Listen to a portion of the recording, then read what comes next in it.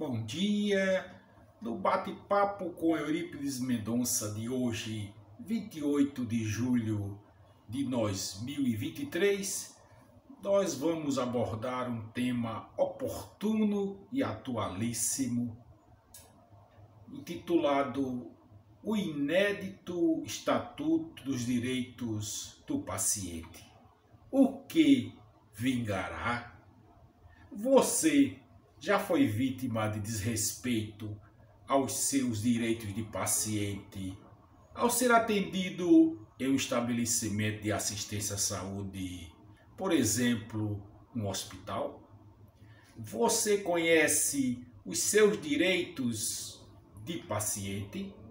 Sabia você que está em tramitação no Senado do Congresso Nacional o PL, Projeto de Lei 2242 do ano de 2022, que tem um mote interessante, importante, abre aspas, todos nós seremos pacientes em algum momento da vida, fecha aspas.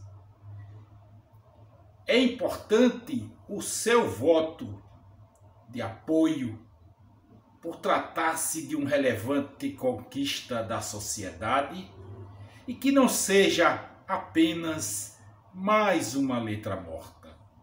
A título de nossa colaboração para sua participação e decisão de voto consciente, comento a seguir 15 tópicos da Projeto de Lei 2242/2022, que é o Estatuto dos Direitos do Paciente no Brasil. A seguir, os 15 comentários, as 15 reflexões, destaques, críticas ao PL. Primeiro, o artigo 3º abrange o leque de profissionais que terão a responsabilidade de cumprir esta lei. E cita os profissionais de saúde, correto? Os gestores públicos e privados de estabelecimento de saúde, correto? E as pessoas jurídicas responsáveis pelas operadoras de plano de saúde, também correto. Mas existirão outros profissionais que foram exclusos da lei, que participam do dia a dia no estabelecimento de assistência à saúde. Exemplo, que tem acesso às informações do paciente e que deveriam estar no escopo da lei, como os profissionais de contabilidade, o pessoal da higienização, maqueiros, etc. Então propomos aqui uma emenda aditiva. Segundo comentário, agora no artigo 4º. A aplicação desta lei não afasta os direitos do paciente ao adquirir ou utilizar produto ou serviço como destinatário final. Vocês entenderam o sentido desse artigo? Eu não. Então eu proponho, acredito que tem que melhorar a redação. O artigo 3º, melhor dizendo, o comentário 3º do artigo 6º diz o seguinte: quanto aos capítulos Direitos do Paciente, critério de escolha do representante. A novidade foi registrar o nome do representante no próprio prontuário médico. Esta cláusula vingará? Comentário 4º. Quanto ao artigo 7º do projeto de lei, direito ao acompanhante. Isso já está consagrado desde 2009 na portaria do SUS, Cartilha dos Direitos dos Usuários, que é a portaria 1820 do ano de 2009. A novidade é registrar o nome no próprio prontuário, como eu falei. é uma boa novidade. E a novidade expressa no projeto de lei é que ele discrimina as exceções em que o acompanhante pode participar de um ato médico. Outra novidade é que o acompanhante pode fazer perguntas, gravem isso, ao médico e aos outros profissionais da saúde. É uma novidade no texto, essa autonomia para o acompanhante. Vingará? Quinto comentário, quanto ao artigo 8º, direito de ser atendido por um profissional de saúde adequadamente formado e capacitado. Comentário nosso, acrescentar devidamente legalizado perante seus conselhos de fiscalização profissional. Um exemplo de um caso, aqueles que são formados no exterior são habilitados, são capacitados, mas não podem exercer no Brasil antes de registrar seus diplomas no Conselho Regional de Medicina respectivos.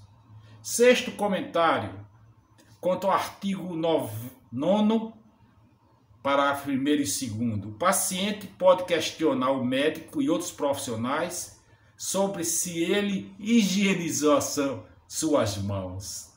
Interessante essa autonomia do paciente de questionar se o médico, antes de examiná-lo, lavou as mãos entre um paciente e outro. Vai vingar, mas é uma novidade boa.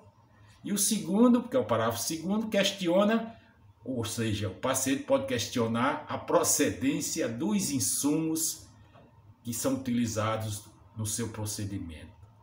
Vingará essa cláusula? Sétimo comentário, quanto ao artigo 12, mais autonomia para o paciente.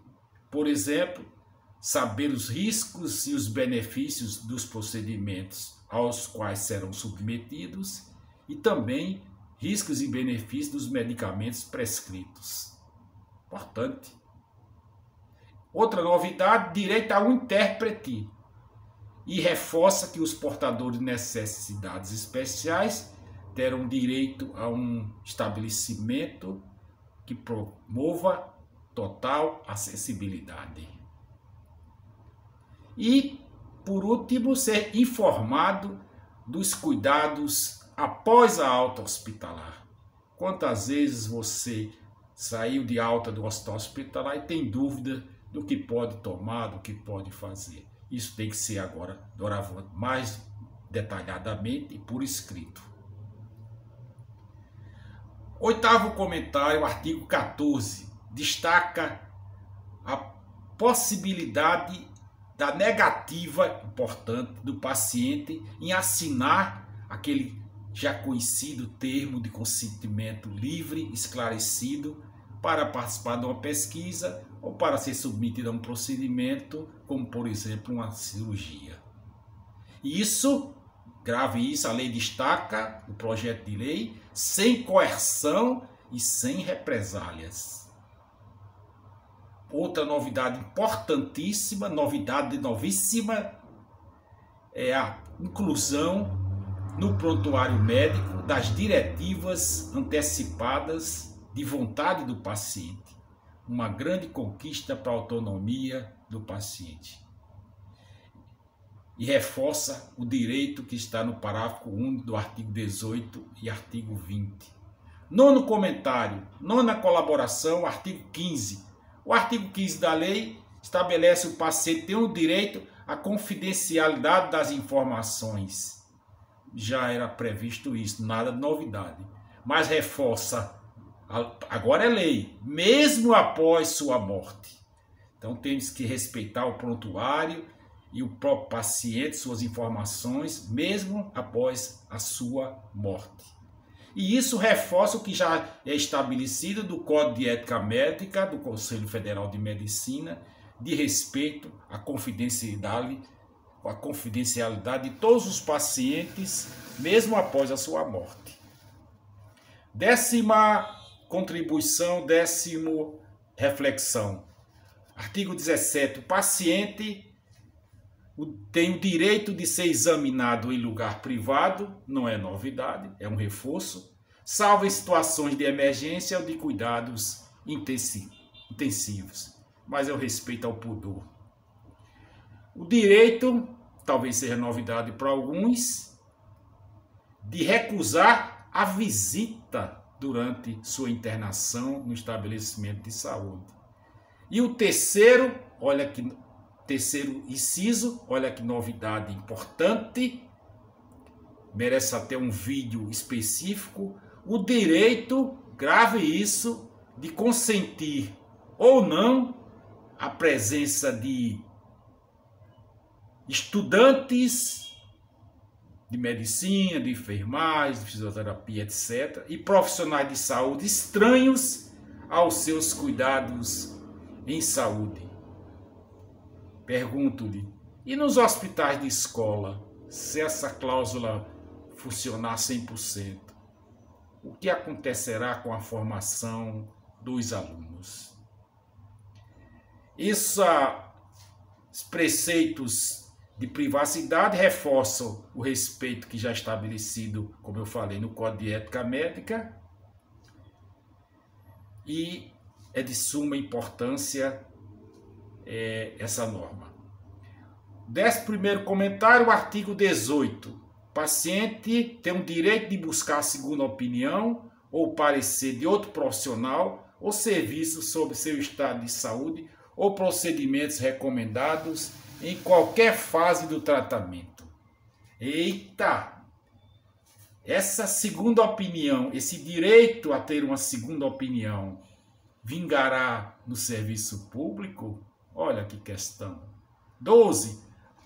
Artigo 19. O paciente tem o direito de ter acesso ao seu prontuário médico sem necessitar justificativa.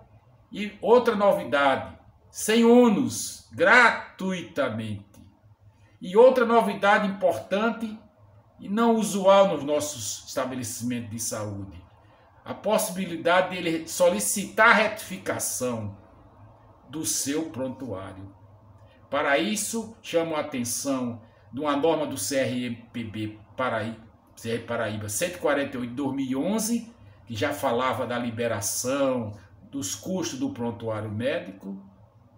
E para a retificação, não pode ter rasura, não pode ter adulteração, e sim fazer uma errata, como está no brilhante parecer do Conselho Regional de Medicina da Bahia, número 10 do ano de 2020. 13. Contribuição, a novidade em relação aos direitos do paciente é a possibilidade dos cuidados paliativos. Outra novidade, novíssima, vamos usar esse termo. 14. Contribuição, artigo 22, o paciente é responsável por compartilhar informações. Ora, só o paciente? E os acompanhantes que já foram assegurados direitos a ele de questionar os médicos e os outros profissionais de saúde? Eles também não deveriam ter a responsabilidade de manter em sigilo essas informações? Ou ter responsabilidade para eles, como tem para o paciente? Sugiro então uma emenda aditiva. E o 15º, o artigo 23, é o mecanismo de cumprimento desta lei. Muitas cláusulas excelentes para aperfeiçoar a lei. Observe o artigo 23.